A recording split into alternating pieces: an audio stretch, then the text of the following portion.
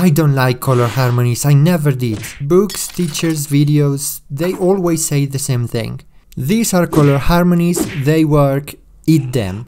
They teach you these color harmonies, selling them as the key to get good at color. And you learn them, and you learn color theory. You study a lot, but when you try to apply all of that knowledge, you realize it's worthless. You are as lost as before. So, why it is so difficult to apply color theory? Why everybody talks about color harmonies? Where do they come from? And how to really use them, practically in paintings and stuff? Well, you don't. We need to begin by saying that color harmonies are not harmonized. Color harmony refers to the aesthetically pleasing effect obtained by the interaction of a group of colors. Colors that are mixed in the right way, so they are pleasing to look at. But if we take the colors of any of these so-called color harmonies, we quickly realize that these groups of colors don't look very harmonious. Even more so, if you take just random colors from the color wheel, you will always end with a set of colors that can fit into one of the color harmonies. It is as if the colors we choose to harmonize with these color harmonies don't matter. So why do we even use them? The truth of the matter is simple. These color harmonies have more to do with communication, maybe composition, and nothing with color harmonization. In my opinion, they should never have been called color harmonies in the first place. They are just color schemes. Bad ones, if I say so myself. People say these color harmonies tell you which combination of colors go well together. Well, thank you, Sherlock. Guess what? Every single color can go well with every other color in the right conditions. These schemes don't solve the problem of color harmony at all. So, what are they really good for? Although the origin is a bit nebulous, we know these color schemes come from interior design, and throughout time they were used as a guide to modulate visual impact more than anything else. Later they were used in art, but in my experience they can only work well in combination with more rules and guides of colors and value, like the 60-30-10 rule, control of the proportion of saturation, color versus warm concept, shadow versus light color saturation, the halfway to black rule, I mean everything else. And that is because these color schemes are just a bunch of nothing really. That's why I don't like these color schemes, because all of these other fundamental principles and rules are the ones that do the heavy lifting, the ones that actually work.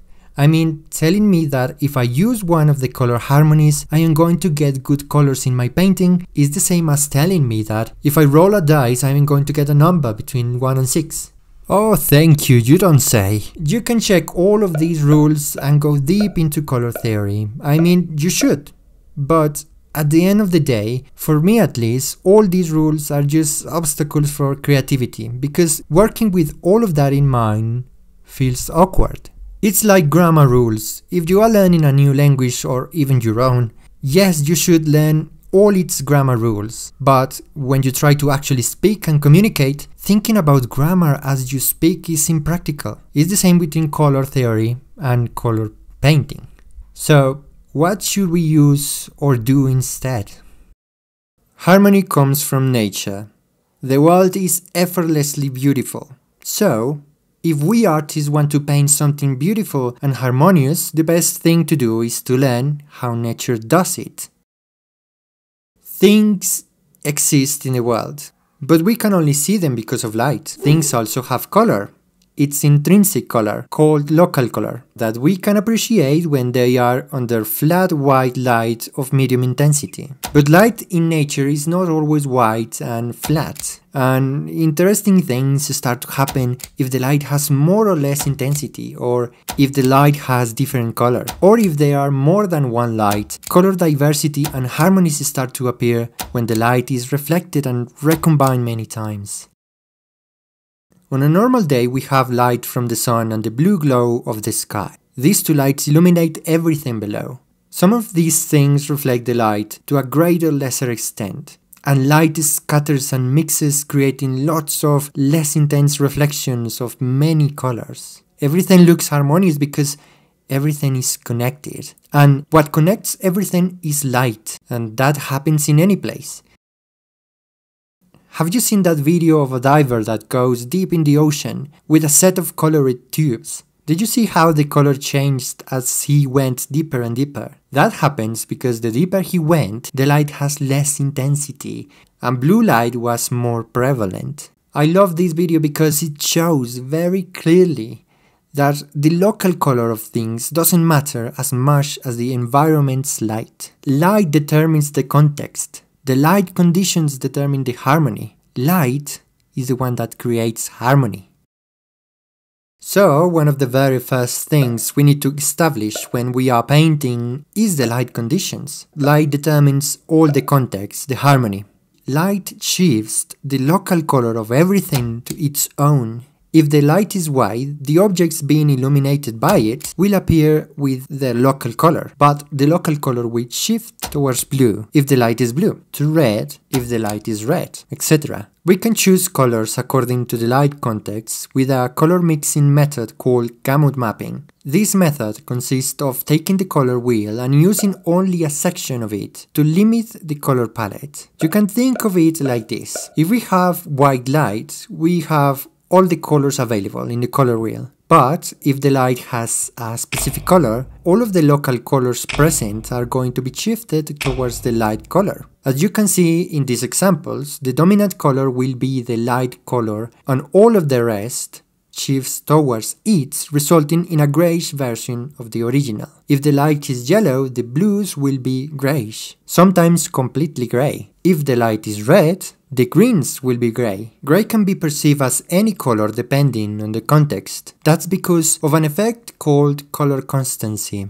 Our eyes adjust to the context as well and increase the contrast between colors. So grey can be perceived as blue in a yellow context, green in a red context, and so on. And these greys and all the colors that are close to grey really add to our perception of color harmony. This should really illustrate and convince you why hue is not important for harmony and why color schemes suck. You don't need to limit hue, you can use every hue in your painting. Again, every single color can go well with every other color in the right conditions. Free yourself from those silly color schemes and use every color there is. Express yourself, be creative, use your instinct, and above all, have fun. These are not fun.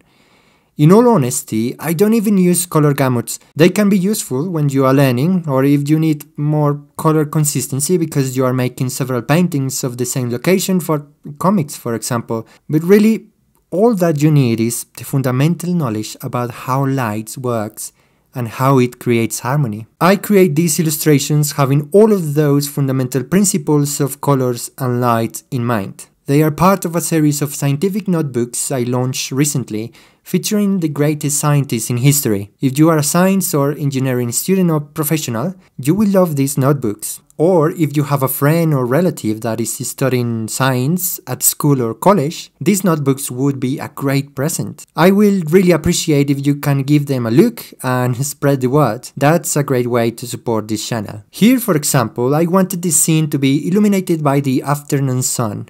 So the first thing I did was to establish a yellowish light and paint a background in that context, with all the colors shifted to yellow and oranges. As I progressed through the illustration, I added more elements, always having in mind the context, the light, the environment in which all of those things were placed. Here, at least 3 lights are present.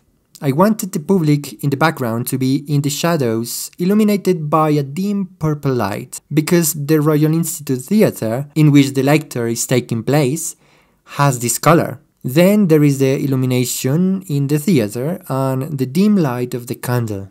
I am really fond of this illustration. It was really hard to do, and Michael Faraday is my favorite scientist.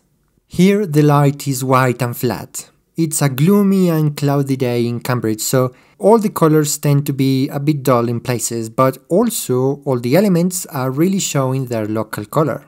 Now, did you know that you can use Gamut Mapping in Krita? That's right, you can use a color wheel in Krita called Artistic Color Selector and limit your palette by using gamuts, and even create your own for that color wheel. If you want to learn how to use this feature and create gamuts, check my next video. I hope this video was useful for you. See you next time. Cheers!